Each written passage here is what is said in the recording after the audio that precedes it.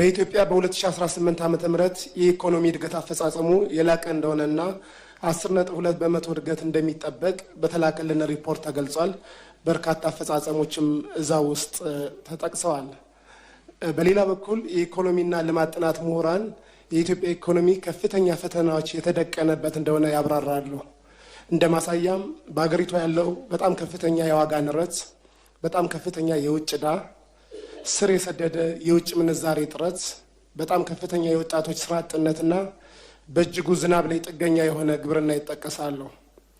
ከነዚህ የኢኮኖሚ ፈተናዎች የወጣት ስራ አጥነት ችግር ገዝፎ ይታያል። እንደሚታየው ከ30 ዓመት በታች ከሆኑትና የሀገራችንን ሕዝብ 70% ከሚሸፍኑት ወጣቶች ውስጥ 27% የሚሆኑት ስራ አጦች እንደሆኑ ጥናቶች ያመለክታሉ። ይህንን የወጣቶች ስራ አጥነት ቁጥር ለመቀነስ የተለያዩ የመፍትሄ ሀሳቦች ይሰነዘራሉ። ከነዚህ ውስጥም የመጀመሪያው በአንድ ወቅት ተነቃቅቶ የነበረው በአሁኑ ሰዓት በእጅጉ የተዳከመው ለወጣቶች ጥቃቅንና አነስተኛ ብድር ያለ ማስያዣ ወይም ኖን ኮላተራይዝድ ማይክሮ ሎን ነው። ሁለተኛ በርካታ የሰው ኃይል ሊያሰማሩ የሚችሉ ትላልቅ የመንግስት ፋብሪካዎች ናቸው። ይህም አዳዲስ የመንግስት ፋብሪካዎች የሉም፣ ያሉትም የመዳከምና ስራ የማቆም ነገር ይታያል። ሌላው የመሰረተ ልማት ግንባታዎች ማለት መንገዶች ነው። አዳዲስ መንገዶች እንደሌሉ ይታወቃል። የነበሩት መንገዶችን በርካቶቹ ተቋርጠዋል። የባቡር መስመሮች ምንም አዲስ የባቡር መስመር ዝርጋታ የለም። የቤቶች ግንባታዎች ከፍተኛ ገቢ ላላቸው ብቻ ያተኮረ የቤቶች ግንባታዎች አብዛኛውን የመንግስት ሰራተኛና አነስተኛ የኑሮ ደረጃ የማይወክል የቤት ግንባታ ነው ያለው። የመስኖ ግድቦች ከዚህ በፊት የተጀመሩ የመስኖ ግድቦች በርካታዎቹ ተቋርጠዋል። በተለያየ የቴክኒክ ችግር ምክንያት ምንም አዳዲስ የመስኖ ግድቦችን ደግሞ አናይም። የኤሌክትሪክና የቴሌኮሙኒኬሽን ማስፋፊያዎችን ችግር አለባቸው። እነዚህ ችግሮች የወጣት ስራ አጥ ቁጥርን ለመቀነስ እንቅፋት እንደሆነ ይገለጻል። ይህንን ግዙፍ የወጣቶች ስራ አጥነት ችግር ለመፍታት ለመሆኑ መንግስት ምን እየሰራ ነው?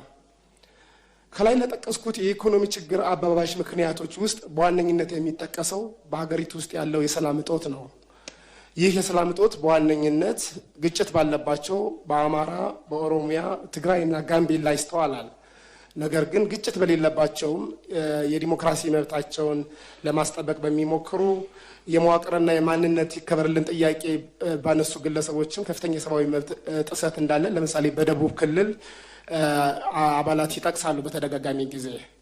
ይህንን የሰላም እጦት ለመቅረፍ በተደጋጋሚ ጊዜ የታጠቁ ኃይሎች መካከል እውነተኛ ድርድር እንዲደረግ፣ የፖለቲካና የህሊና እስረኞች እንዲፈቱ፣ የንጹሐን ጥቃት እንዲቆም ላለፉት 3 ዓመታት ወትውተናል።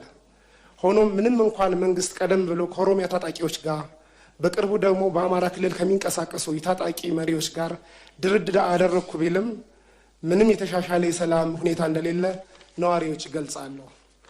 አፋብን ወይም አማራ ፋኖ ብሔራዊ ንቅናቄ የሚል መጠሪያ ያለው 15 አመራሮችን የያዘ ድርጅት አማራ ክልል ያሉ ታጣቂዎች መስርተናል እያሉ ባሉበት ወቅት መንግስት ደግሞ እነዚህ ኃይሎች ከድርድር አግደናቸዋል ከሚሏቸው ኃይሎች ጋር ድርድር ላይ መሆኑ ለሰላሙ ምን ያክል ይጠቅማል? አዲስ ከተመሰረተው አፋብን ተብሎ ከሚጠራው ድርጅት ጋር መንግስት ድርድር ጀምሯል ወይ? እውነተኛ ሰላም እንዲመጣ ከተፈለገ መንግስት አፈንግጠው ከሚወጡ ታጣቂዎች ጋር ከመደራደር ለምንድን ነው ብዙ ጦር ሰራዊት ካላቸውና በአግባቡ ከተደራጁ ታጣቂዎች ጋር እውነተኛ ድርድር አድርገው ለሀገራችን ሰላም የማያጎናጽፈው? መንግስቶ የውስጥ ሰላምን ሳያረጋግጥ በተደጋጋሚ የሚነሳውን በርካታ የልማት ጥያቄ፣ የወደብ ጥያቄ፣ ስኬታማ ምርጫና ሀገራዊ ምክክርስ እንዴት ሊያሳካ ይችላል? አመሰግናለሁ። እናመሰግናለን። በመቀጠል የተከበሩ አምባሳደር ዲና ሙፍቲ። መንግስት ችግሮችን በሰላማዊ መንገድ ለመፍታት እየወሰዳቸው ያሉ አበረታች እርምጃዎች ውጤት እያመጡ ነው። በዚህ ወደ ሰላም እንቅስቃሴ የገቡ አካላት መኖራቸውን እየተመለከትን እንገኛለን። ሆኖም ግን አሁንም በአንዳንድ የአማራና የኦሮሚያ አካባቢዎች የሚታዩ ግጭቶች ግን ሙሉ በሙሉ አልተወገዱም። ክቡር ጠቅላይ ሚኒስተር፣ ይህ አደገኛ ሁኔታ በዘላቂነት ለመፍታትና የህዝቡን ደህንነት ለማረጋገጥ ባለፉት 6 ወራት የተከናወኑ ዋና ዋና ስራዎች የተገኙ ውጤቶች ላይ ተጨማሪ ማብራሪያ ቢሰጥ አመሰግናለሁ። ክቡር ጠቅላይ ሚኒስትር፣ በሰሜኑ የሀገራችን ክፍልም ሆነ በሌሎች አካባቢዎች የተፈናቀሉ ዜጎችን ወደ ቀድሞ ቀያቸው ለመመለስና ዘላቂ ሰላም ለማስፈን እየተሰሩ ያሉ ስራዎች በምን ደረጃ ላይ ይገኛሉ? ህወሓት ለአመታት ሲያደርግ እንደኖረው የተፈናቀሉ ዜጎችን ለፖለቲካ ዓላማ ሲጠቀምባቸው ይታያል።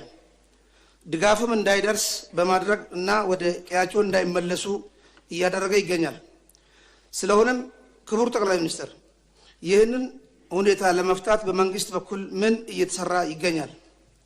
እንዲሁም የቀድሞ ታጣቂዎች ትጥቅ የማስፈታትና ወደ ማህበረሰቡ የመቀላቀል ሂደት እና በግጭት ውስጥ የነበሩ አካባቢዎችን መልሶ የመገንባት ሂደት ያለበት ደረጃ ላይ ማብራሪያ ቢሰጥ አመሰግናለሁ።